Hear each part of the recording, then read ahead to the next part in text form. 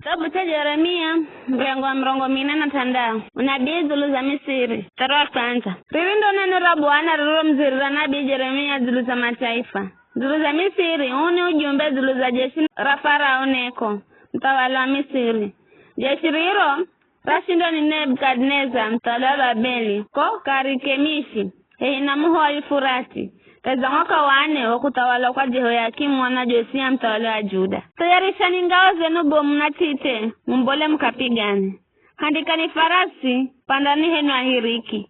Ungararani hatu henu, na mvale makofi ya genu gachuma, nolani mafumo genu, valani vizoja kati. Ninaonani, maza ngiro ni woga, manauya na nyuma. Sikari yao maza shindwa, manachimbira malo asio kulola nyuma.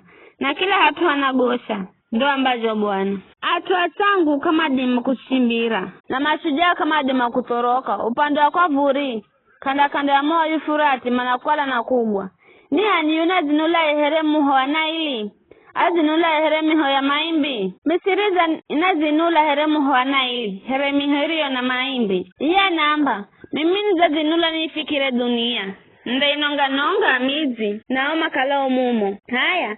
Songerani mbere na farasi, gairikini malo magari genu ga farasi. Songerani mbere henu mashujaa, atua Kushi na Puti, mgirirao ngao. Atua ludi mmanyao kufua maha. Mana siku hiyo ni siku ya Bwana wa majeshi. Kuya kurihisa kisasi zulu za mahadui. Mwisho wa Bwana ndale hata utosheke. Ndana milatu yao hata umvae. Mana Bwana wa majeshi andambuza sadaka hokanda ya muho wa Yufurati. Kaza insi ya kwa vuri. Mbuka wende Gileadi ukale muhaso. Hewe mwana mwali wa Misiri.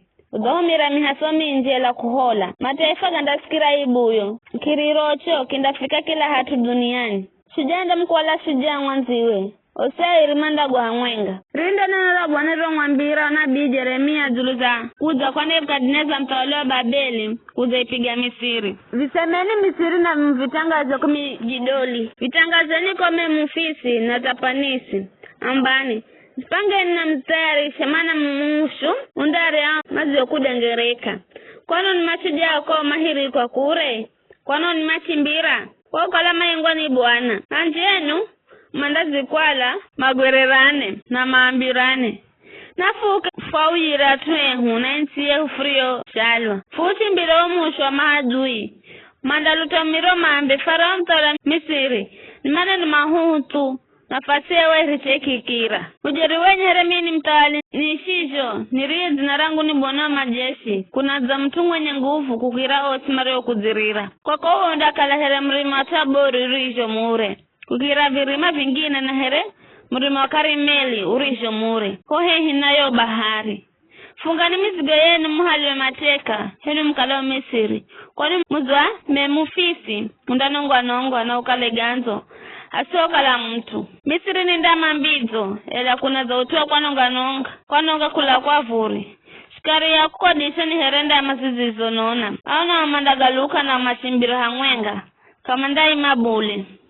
Mana siku ya kiriro mbadha yao ya kuangizwa lao indakala izafika. Misiri nambo za sauti herenyo kachimbirae kwani mahadui manazo na nguvu uzaipiga na matoka here atuma gwagao mihi mandarita matakare zaho karingirika nyanjisho mkuriko ndije kama talika bule ndo ambazo Bwana.